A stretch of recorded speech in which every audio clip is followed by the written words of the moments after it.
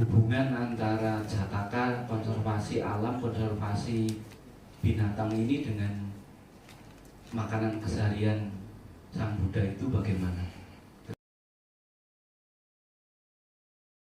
Kita harus kembali ke alam India. Bagaimana kehidupan para petapa di India pada zaman dahulu. Nah, kalau Anda pergi ke India, bahkan sekarang, sebagian besar masyarakat India itu vegetarian.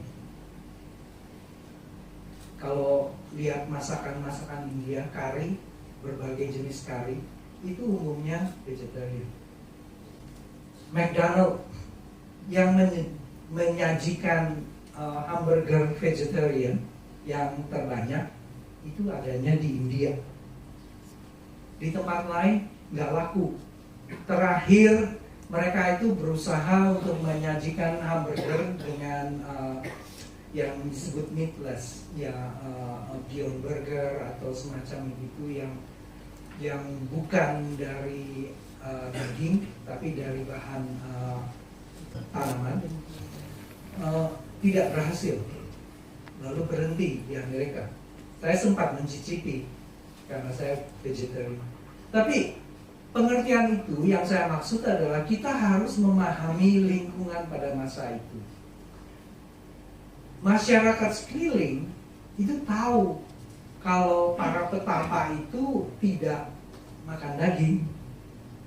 Jadi apa yang terjadi dalam kasus entah itu potongan kaki babi atau jamur atau entah apa, itu adalah ada persoalan istilah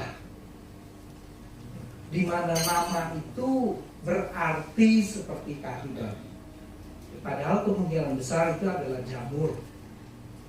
Jadi tidak sembarang umat biasa menyajikan makanan kepada petapa isinya daging. Kecuali mungkin kalau petapanya mampir di rumah seorang pemburu. Itu persoalannya lain. Tapi kalau di kalangan masyarakat umum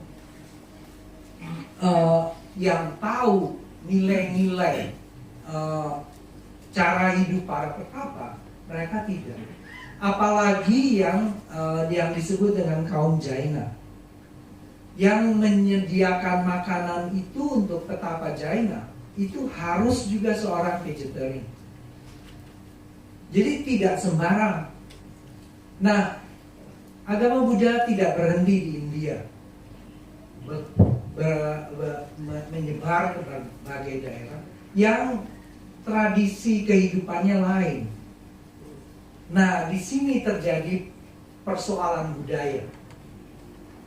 Jadi, kalau kita kembalikan ke alam kehidupan semasa Siddhartha Gautama hidup, kemungkinannya kecil kalau mereka itu mengabaikan memberikan makanan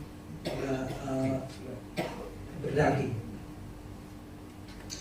Lalu soal konservasi, saya ingatkan terutama di Indonesia, kita tuh punya sebuah prasasti yang khusus bicara tentang konservasi. Ini sebelum Borobudur, saya tadi mau coba cari relief yang menggambarkan ini. Ada prasasti yang Anda kenal disebut prasasti Talang Tuo.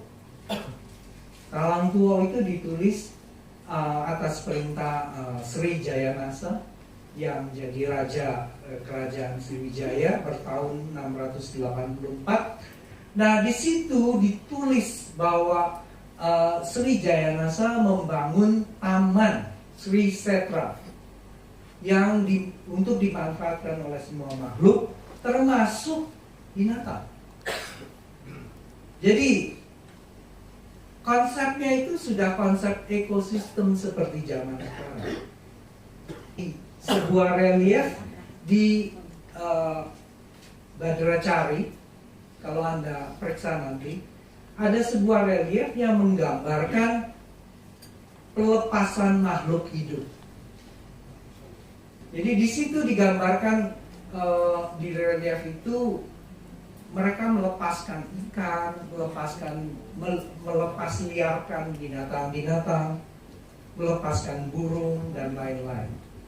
Jadi konsep itu ada, dan itu bukan konsep yang hanya berada di agama Buddha Cina. Jadi di Borobudur ada. Mudah-mudahan menjawab.